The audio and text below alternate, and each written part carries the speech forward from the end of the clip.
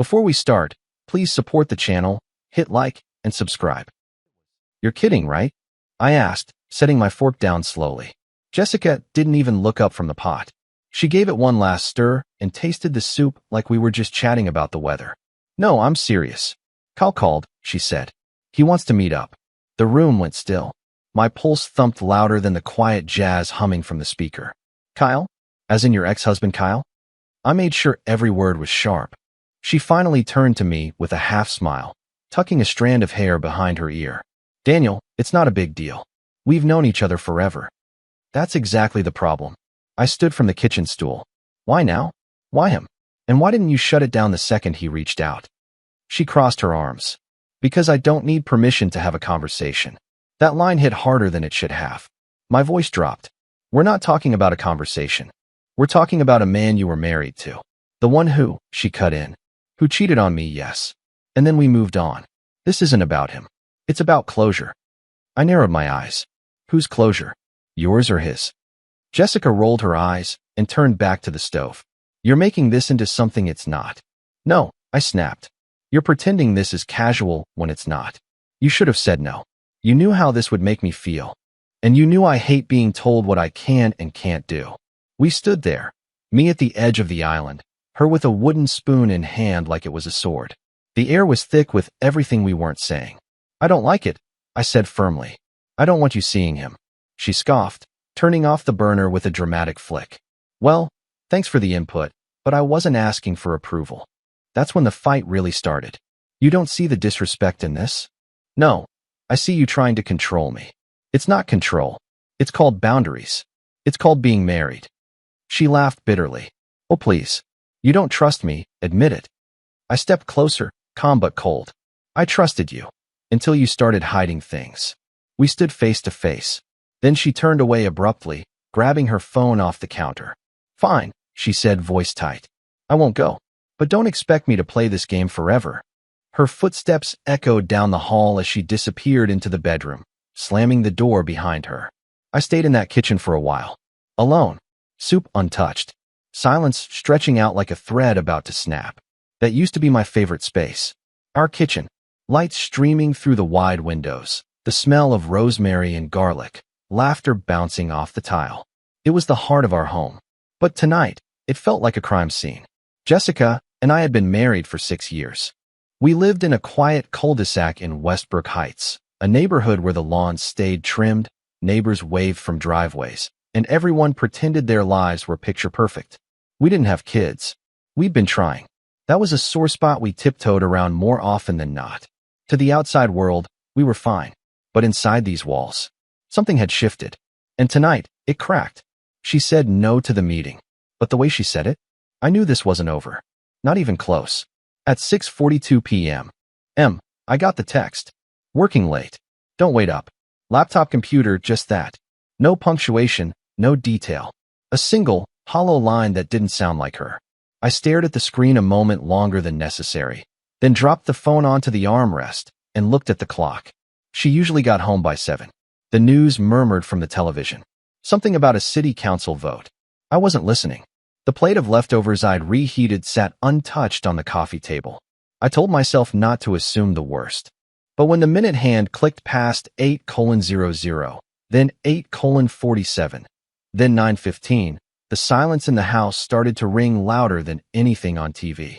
By 10:06, I wasn't watching the news anymore. I was watching the front door. When the knob finally turned at 10:19 p.m., I didn't even pretend to look surprised. Jessica stepped in, balancing her purse and a tote bag, flicking her heels off with one hand. Her lipstick had worn down to a faint red stain, and her perfume reached me before she spoke. She didn't look like someone who'd spent hours under fluorescent lights finishing up spreadsheets. Oh, you're still up, she said lightly, setting the tote on the bench near the door. I kept my voice even. Yeah, you're pretty late. She gave a tired smile. Tom got away from us. After work, a few of the girls and I grabbed drinks. I told you I'd be late. You said working late, I corrected, turning to face her. Not out with friends late. She paused, just briefly, then shrugged it off. What's the difference? I tilted my head, studying her face. Jessica, did you see him? Her brow furrowed. What, Kyle? I said quietly. Did you see him tonight? She exhaled a laugh, shaking her head like I'd just accused her of robbing a bank. No, Daniel. I didn't see Kyle. Are you serious? Am I serious? I repeated, rising slowly from the couch. You tell me you're working late, and now you say you were out with friends. You can't even keep the story straight. She rolled her eyes and made for the kitchen. This is ridiculous. I followed, not yelling, not accusing, just tired. I'm asking a simple question. And I gave you a simple answer, she snapped, pulling a water bottle from the fridge. You don't trust me. That's the real issue here. I want to trust you, I said. But you're giving me nothing. She turned to face me, leaning against the counter. Her eyes were sharp now, defensive. I don't owe you a minute-by-minute itinerary. I went out after work, like a grown woman. I'm sorry if that threatens your need for control. The words hung in the air like smoke. I took a breath, keeping my tone calm. It's not about control. It's about honesty. There's a difference. Her voice dropped, cooler now. You're jealous of a man I haven't spoken to in years. I didn't respond right away. I just looked at her, really looked, and I saw something that chilled me. She wasn't trying to reassure me. She wasn't trying to bridge the gap between us. She was building a wall. Why now, Jessica? I asked quietly. Why did he suddenly call? Why does he want to see you? She didn't flinch. He reached out. Said he's in town for a few weeks. That's it. And that didn't raise any red flags for you? I thought I could handle it. Her voice cracked just slightly. I thought I could meet him, settle whatever's still unsettled, and move on. I stepped back, nodding slowly. So it was about you. Your closure. She looked away. And that silence, that was my answer. I walked past her and turned off the kitchen light. The sudden darkness between us said more than anything either of us could have come up with. I'm going to bed, I said. You do what you need to do. She didn't stop me. She didn't say a word. As I climbed the stairs, I realized something painful. It wasn't just about Kyle. It was about distance, about silence, about all the things we'd buried under small talk and shared routines. Our marriage wasn't in flames yet, but I could smell the smoke. And it was getting closer. It started with a sock, one of mine, lying on the floor just outside the hamper. I bent to pick it up, and that's when Jessica muttered from across the room. Maybe Kyle was right. I froze. About what? She was standing at her vanity, brushing her hair with slow, deliberate strokes, her reflection avoiding mine in the mirror. That I don't need anyone's permission to go places. My chest tightened. You really want to quote him right now? She stopped brushing. Set the brush down softly. I'm just saying, I'm not a child. I don't need to check in every time I walk out the door. And I'm not your babysitter, I snapped. I'm your husband. There's a difference. Jessica turned then, leaning on the edge of the vanity like she was settling into the opening line of a war. Then start acting like one. Because lately, all I see is someone trying to keep me in a cage. My voice stayed calm, but it shook under the surface. I asked you not to see him. That's not control, Jessica. That's a boundary. A marriage needs boundaries. She laughed dryly. Right. Your boundaries. Your rules. No, I said, standing fully upright now. Our vows. The ones we both made. You remember those, right? Oh, please. She waved her hand like I was bringing up ancient history. You act like I'm sleeping with him. I blinked, stunned. I never said that. But it's what you're thinking, she challenged, stepping toward me. And honestly, the fact that your mind goes there says more about you than me. Then what does your behavior say? I asked louder now. Sneaking around. Lying. Defending him. You think I'm overreacting because I don't want my wife rekindling fires with the guy who burned her in the first place? Jessica narrowed her eyes. You really think this is about him? This is about me feeling like I can breathe again. Like I have space. And what about me? I said, pointing to my chest. Where do I fit in this new wide-open space of yours? You don't, she said, and it came out so fast she didn't have time to soften it. The silence that followed was brutal. Heavy. She looked like she regretted it, but not enough to take it back. I stepped away, walked to the closet, pulled out a hoodie, and slung it over my shoulder. Where are you going? She asked, her voice quieter now. Someplace where I'm not the villain for caring. Daniel, I didn't look back. I grabbed my keys from the hook and left the bedroom. Behind me, the door slammed shut. The garage was cold. Not just in temperature, but in silence, in stillness, in how completely empty it felt. I sat on the workbench, arms draped over my knees, staring at the unfinished wall in front of me like it might offer some kind of clarity. But all it did was stare back. Above the hum of the garage fridge and the occasional tick of the water heater, my breath felt louder than usual. I wasn't angry anymore. Not exactly. Anger had cooled into something heavier. Confusion, doubt, disbelief, and something else. The kind of ache you feel in your bones when the person you trust most makes you feel like a stranger in your own life. I pulled out my phone, scrolled past Jessica's contact, and tapped on Marcus. We hadn't spoken much lately. Old friend from college, now a private investigator with a calm voice and a decent gut instinct. When we were younger, we'd crash each other's couches and swear we'd never settle down. Life had other plans. He picked up on the second ring. Daniel? What's up, man? I didn't waste time. I need a favor. A pause. Go on. I think Jessica's lying to me. About who she's been seeing. Another pause, longer this time. Then, you want me to follow her? I want the truth. Quietly. A few days, that's all. Marcus exhaled. You sure about this? No, but I can't sit here and wonder anymore. His voice softened. I got you. I'll be discreet. Text me her usual schedule. I thanked him, hung up, and stared at the screen for a while longer. It felt wrong, like I'd crossed some line I swore I never would. But trust had already been broken. I was just gathering the pieces. Still, something in me wouldn't sit still. I couldn't just wait. I stood up fast, grabbed my jacket keys. Didn't think. Just moved. 15 minutes later, I was pulling into the parking lot of the Primrose, an upscale restaurant tucked behind old brick buildings and trimmed hedges. It was the place Jessica and Kyle used to go when they were together. I only knew because she once pointed it out on the way to a wedding reception, her voice wrapped in nostalgia. I killed the engine and sat still, hands gripping the wheel. I didn't know what I was expecting. I wasn't even sure if I'd walk in. Maybe it was pointless. Maybe I was being irrational. But something told me, go. I stepped inside.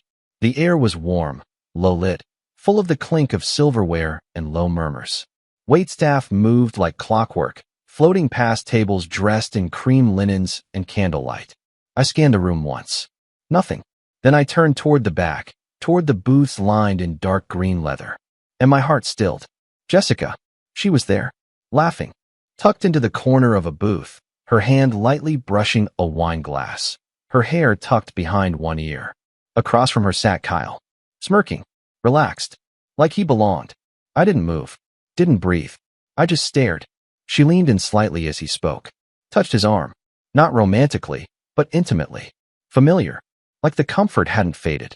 My fingers twitched. This wasn't some surprise run-in. This was planned. Coordinated. Hidden. And she'd lied to my face. The hostess approached me quietly. Do you have a reservation, sir? I shook my head. No. I turned and walked out. Didn't make a scene. Didn't burst in. But I saw enough. Back in the car, I slammed the door and gripped the steering wheel until it creaked beneath my hands. The worst part? She looked happy, and she didn't look over her shoulder once. I don't know what made me turn back. Maybe it was the way she tossed her head back when she laughed at something Kyle said, like she hadn't smiled like that in months. Maybe it was the way his hand lingered too long on the stem of her glass, their fingers nearly touching. Or maybe I just couldn't walk away knowing I'd seen it and said nothing. I shoved the car door open and walked fast, heart pounding loud enough I could hear it in my ears. The hostess from before looked up as I stepped back inside, but this time I didn't wait for her. I went straight for their booth. They didn't see me at first. Jessica was mid-sentence, her voice soft but animated, like she was telling a story she'd told him 100 times before.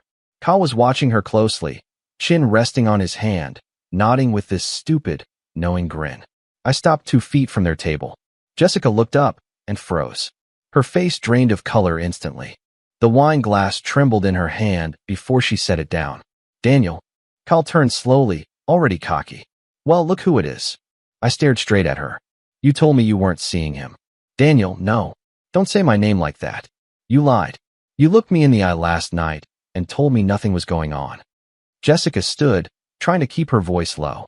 I didn't think you'd follow you. I snapped. I didn't. I came here on a hunch. Turns out my instincts are sharper than your loyalty. Kyle leaned back, arms stretched along the back of the booth. Maybe tone it down, man.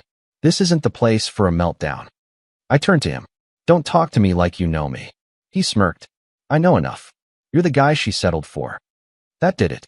I stepped forward, voice tight with rage. You really want to do this here? Jessica moved fast, came between us, her palms flat against my chest. Daniel, stop. Please. I looked down at her hands. You're protecting him now? He didn't do anything, she said, frantic now. You're the one making a scene. He didn't do anything? I repeated. You're here, with him, after lying to me, and I'm the problem? Kyle stood up then, towering just a few inches taller, but puffed full of false bravado. You should leave before this gets ugly. Oh, we're already there, I growled. Jessica put her arms out wide, trying to block me from stepping closer. Don't, Daniel. I mean it. I tried to push past, didn't touch her, just stepped to the side. And that's when Kyle shoved me. Hard. Caught off guard, I stumbled backward, feet slipping on the polished floor. Then I hit it. The marble column. My shoulder took most of it, but the back of my head clipped the edge. The world spun sideways as I dropped to the floor, blinking against the pain and the stinging humiliation. A few guests gasped. A waiter dropped a tray behind me. Jessica rushed over, but not to me. She turned to Kyle, gripping his arm, whispering frantically. Are you okay? Why did you do that? My vision blurred, but I saw it clear as day. She didn't even look at me. I sat there, one hand bracing against the ground, the other pressed to the back of my head. My pulse thudded in my skull, but not louder than the silence between us. She wasn't running to me. She wasn't crying out for me. She was shielding him. Kyle stood there, hands raised like he didn't do anything wrong. He came at me, he said aloud, as if defending himself to the room. Jessica nodded, turning her head slightly to glance at me. Just a glance, like I was some stranger sprawled on the floor, ruining her evening. That was the moment it clicked. Not the shove, not the lies. The choice. She didn't trip into this. She wasn't confused. She chose him. Over me. Over us. I sat there for a few seconds longer, then slowly stood, ignoring the hand someone offered me. My knees shook, and I could feel the heat of everyone's eyes. But Jessica? She didn't even move. Didn't say a word. Just watched me walk out the door, as if she had nothing left to explain. The hospital smelled like bleach and loneliness. 3 days, 2 4 bags, and 1 mild concussion later, I was cleared to leave. The doctor said I was lucky. Could have been worse if I'd hit the base of the column. Lucky. That's one word for it. I stared out the small window beside the bed as a light December rain tapped on the glass. My jacket hung on the wall, wrinkled and untouched. My phone lay on the tray beside me. No missed calls. No texts. Not from Jessica. Not even a check-in. And that silence? That was my answer. I unlocked the phone and opened my contacts. Tapped on Alan Kim, my attorney. We'd gone to college together. He was a debate kid who traded his passion for arguments into a divorce practice in the city. He picked up right away. Daniel, I need to file, I said quietly. As soon as possible. A pause, like he wanted to ask why. But he didn't. Okay, I'll email the paperwork today. Thank you. I hung up and stared at the ceiling. That was it. The end had begun. 2 nights later, I walked back into the house, my house, and found her waiting for me on the couch. She looked composed, calm, even smug. Her legs crossed neatly, glass of wine in hand. The TV playing something muted and forgettable in the background. Nice of you to come home, she said without looking at me. I didn't answer. Just dropped my bag and walked past her, straight to the kitchen. I poured a glass of water, took 1 sip, and waited. She followed, leaning on the edge of the counter, arms crossed. I've been thinking. I nodded slowly. Dangerous. She ignored the jab. If you want to fix this, you're going to have to apologize to Kyle. I turned to her fully. Excuse me. Her chin lifted, defiant. You embarrassed him. In public. You escalated everything. If you want me to stay, really stay, you'll apologize to him. Or I walk. That's when I laughed. It wasn't loud. Wasn't cruel. Just stunned. I walked over to the living room, grabbed the manila envelope I'd placed on the side table, and set it down on the coffee table between us. She stared at it. Then back at me. What is that? Don't forget to sign the papers, I said quietly. Alan's already started the filing. Her expression shifted. First confusion, then shock, then something close to panic. She picked up the envelope with shaking hands, pulled out the first page. Divorce petition. Her voice broke. Wait, Daniel, what is this? I didn't answer. I just walked upstairs. And this time, she didn't follow. The table was set like something out of a magazine. Candles flickered in the center over a eucalyptus runner. Wine glasses sparkled. The roast in the oven smelled like home. But it didn't feel like home. Not anymore. Jessica floated between the dining room and kitchen, apron tied just a little too tightly, smile stretching just a little too wide. "Can you believe I did all this in 3 hours?" she chirped, placing a platter of garlic mashed potatoes down like it was her firstborn. I sat at the far end of the table, still as stone, quietly nursing a half-filled glass of Cabernet. I hadn't said more than a sentence since our friends arrived. Our friends. At least, they used to be. Liz and Mark from next door. Phil from my office, his fiancée Brie. People we'd hosted dozens of times. Back when things were simple. Now, the conversation around the table felt strained. Jessica leaned over Liz with a laugh that sounded 2 notes too high. "Remember that Napa trip? Daniel got lost at that vineyard and nearly walked into a goat pasture." I gave a tight smile. No comment. She turned toward me, playfully nudging my shoulder. "Right, babe?" I nodded once. "Sure." The table went quiet for a second too long. Phil cleared his throat and took a long sip of wine. Jessica pushed on. "So, good news. We're working things out. Daniel and I are starting fresh, right, honey?" I looked up slowly, meeting her gaze. "We're finalizing the divorce." The room froze. Jessica's smile cracked like glass under pressure. "Oh, he's just joking," she rushed out, waving a hand. "We're talking through things." "No, I'm not," I said calmly, setting my glass down. "The papers are in motion. I don't fake things for guests." A beat of silence. Then Mark let out a dry cough. Liz shifted in her chair. Bree stared into her wine glass like she wished she could dive into it. Jessica forced a laugh, but it didn't land. "So anyway," she said, voice brittle now. "Phil, how's the new project going?" They indulged her. Kind souls, trying to salvage the dinner. But the energy had shifted, and she knew it. Her charm was slipping. The glow she wore so well had dulled under the weight of truth. I let the silence speak for me. Every time she tried to paint a picture of who we were, I stayed still. Not cruel, not angry, just done. At one point, Liz reached over and touched my arm gently. "You okay, Dan?" I nodded, soft but firm. "Better than I've been in months." Jessica heard it. I saw her flinch. After dessert, store-bought tiramisu she passed off as homemade. Our guests made polite excuses and left earlier than usual. The front door clicked shut. She stood at the sink, back to me, hands gripping the counter. The sponge shook in her grasp. "They all think I'm a joke now," she whispered.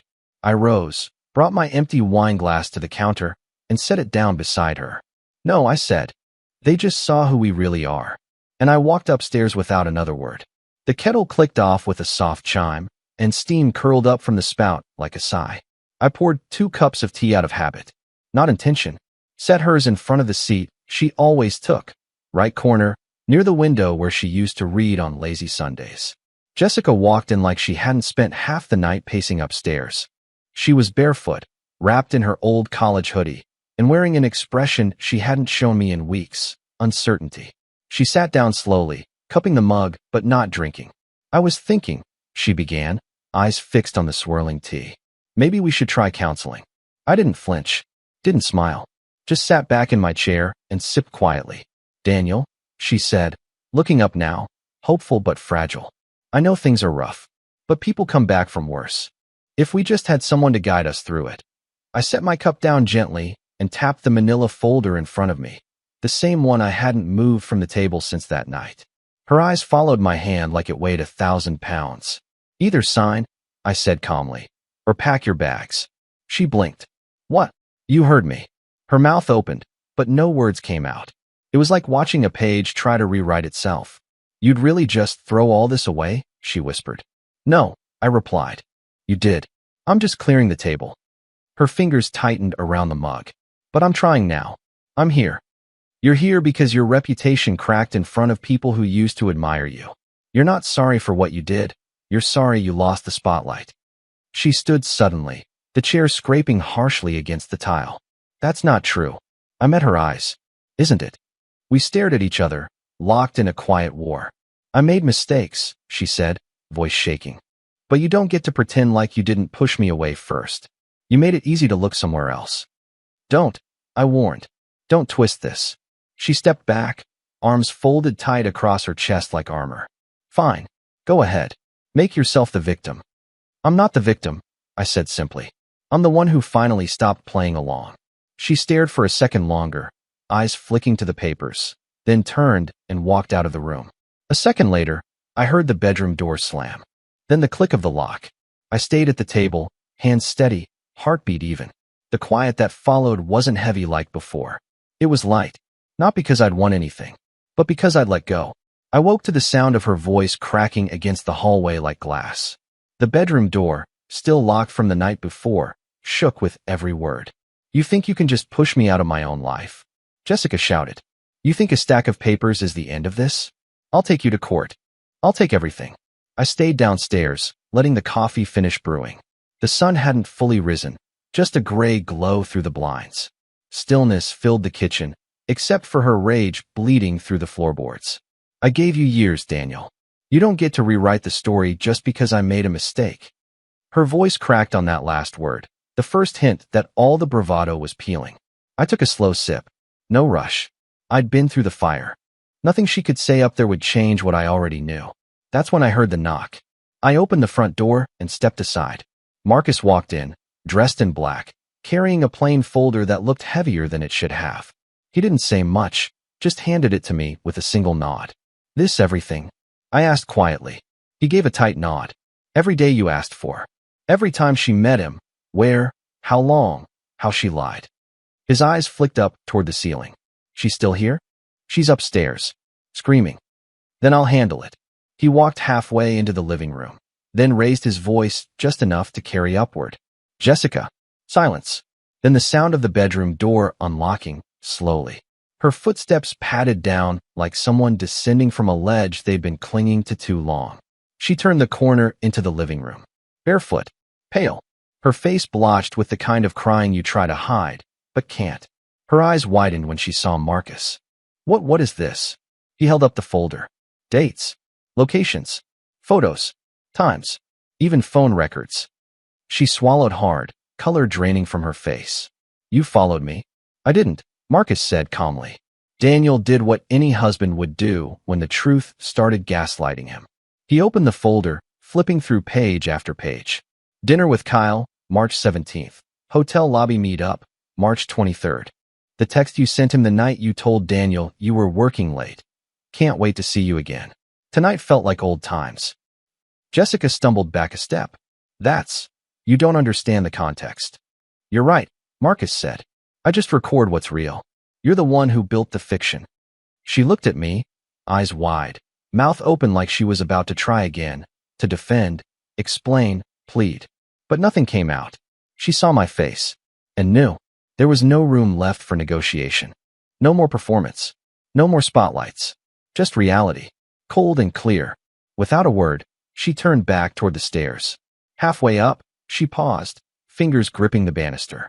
I didn't mean for it to get this far, she whispered. I didn't answer. Some things didn't deserve a response. She grabbed her coat from the hall closet and slipped on her shoes without looking back. Then the door opened and closed. Jessica walked out of the house. And for the first time in months, I didn't feel the need to follow. The courtroom smelled like old carpet and colder endings. I sat at the petitioner's table, dressed in a gray suit that still felt too formal for something so personal. Across from me, two empty chairs. Jessica's and her attorney's. The clerk called our case number. Judge Lyman entered, her heels clicking sharp across the floor as she took her seat behind the bench. She glanced down at the docket, flipping through papers like she was reading an old novel she already knew the ending to. Then she looked up, adjusted her glasses, and scanned the room. Respondent not present? She asked flatly. My lawyer, Dana Brewster, stood. Calm. Precise. No, Your Honor. We've been informed her counsel withdrew representation last week. She's representing herself, but we've had no contact since. The judge nodded once. Mr. Willis? I stood. And finally, Jessica walked in. She looked smaller than I remembered. Her black blouse was wrinkled at the collar. No makeup. Hair tied back like she'd done it in the car. She glanced at the empty seat beside her and seemed surprised it wasn't filled. Then her eyes met mine. And for a moment, I saw something I hadn't seen in weeks. Fear. She sat down slowly, hands folded, like she didn't want to take up too much space. The judge spoke first. Ms. Willis, are you representing yourself today? Jessica nodded. Yes, Your Honor. Lyman sighed quietly. You're entitled to counsel. Are you waiving that right? Jessica's voice was barely above a whisper. I didn't have time to find someone else. Dana stepped forward. If I may, Your Honor, we're prepared to present today, and the respondent was given all materials in advance. Lyman gave a single nod. Proceed. And so Dana did. With cold precision, she presented everything. Marcus's logs, the photographs, the timestamps, the records of withdrawals, the printed texts. The judge asked for clarification only once. Is this the same man currently under investigation for assault against the petitioner? Dana answered without hesitation. Yes, Your Honor. Charges are pending. Mr. Kyle Stroud fled the state last week and has not responded to subpoenas. Jessica stiffened in her chair, her jaw tight. I didn't look at her. I didn't need to. Every lie she'd protected, every secret she defended, it all crumbled in front of her. Not from a screaming match. Not from revenge. From facts. And silence. When Dana finished, the judge set the folder down and folded her hands. This court finds the evidence of marital misconduct to be credible and conclusive. The respondent acted with ongoing deception, financial misappropriation, and demonstrated clear disregard for the petitioner's trust. Jessica didn't flinch. She just stared ahead. Frozen. I am awarding Mr. Willis the full terms requested, Lyman continued. The house, vehicle, and all joint financial holdings. Custody is not a factor. There are no children. No spousal support is granted. Dana nodded once. I sat still, hands clasped together on my lap. Divorce is granted. Effective immediately. The gavel came down with a clean, sharp crack. And just like that, it was done. I rose, buttoned my jacket, and turned toward the doors. Behind me, Jessica still hadn't moved. Not a word. Not a protest. Her fingers sat limp on the table. She wasn't crying. She wasn't yelling. She was just empty. The same way I felt when I saw her defend him over me. As I stepped out into the hallway, a soft gust of wind from the lobby doors brushed against my face. It didn't feel cold. It felt clean. Free. It was a quiet Sunday evening. Golden light spilled across the porch, soft and warm, the way winter starts to give up its grip without a fight. I had just finished tying my shoes when the knock came. 3 soft taps. I opened the door, and there she was. Jessica. Hair pulled back neatly, face bare but composed, like she'd spent too long practicing not to look desperate. She held her phone in both hands like a shield. Hey, she said, with a tiny nervous laugh. I wasn't sure if this was still your number. I thought maybe you blocked me. I stood in the doorway, hands in my coat pockets, letting the moment stretch. No mistake, I said quietly. I blocked you on purpose. That flicker of hope she brought with her? It dropped from her face in an instant. She looked down at her phone, then back at me, trying to gather what was left of her composure. I wanted to see you. Face to face. I thought maybe, after everything, you might want to talk. I don't. Jessica blinked. That's it. After all the time we had. I gave a slow nod. Yeah, that's it. She shifted her weight, searching my face for a crack, something she could pry open. I've been going to therapy, she offered. Trying to work on myself. I know I didn't handle things right, and I hurt you. I just thought maybe you'd want to know that. I nodded. I do know. Marcus told me you reached out to him, and I think it's good you're doing the work. Her eyes softened. So maybe we could get coffee sometime? Just talk? I smiled. Not cruelly. Not coldly. Just peacefully. I'd love to, but I'm late. For what? I glanced at my watch, then back at her. My girlfriend's waiting for me at the restaurant. Jessica's face froze. Like the words didn't quite land right the first time. Girlfriend, she repeated. Yeah, I said casually. Been seeing her a while now. Someone honest. Steady. She doesn't need closure from an ex. She just shows up. Jessica opened her mouth, but nothing came out. Her eyes darted around like she was trying to anchor herself to something familiar. But I thought. She stopped, then tried again. You didn't post anything. I didn't see. I shrugged. I stopped living for people who keep tabs through silence. She blinked fast. Daniel, I didn't come here to make things hard. I just thought maybe if we could talk, it wouldn't all feel so unfinished. I stepped out, gently pulling the door behind me. It's finished, I said. You just weren't ready for the end. And before she could say anything else, I locked the door. I didn't slam it. I didn't look back through the peephole. I just walked down the steps, coat collar up, keys in hand, smile already forming. A clean break. No loose ends. And for the first time in a long time, I didn't carry her with me. That was the end of my story. Now I've got a question that's been sticking in my mind. Jessica chose to defend Kyle in public, even after everything we built together. Do you think she did the right thing? Or was that the moment she truly lost me? Let me know in the comments. I want to hear what you think. And if this story hit you somewhere deep, make sure to like the video and subscribe for more.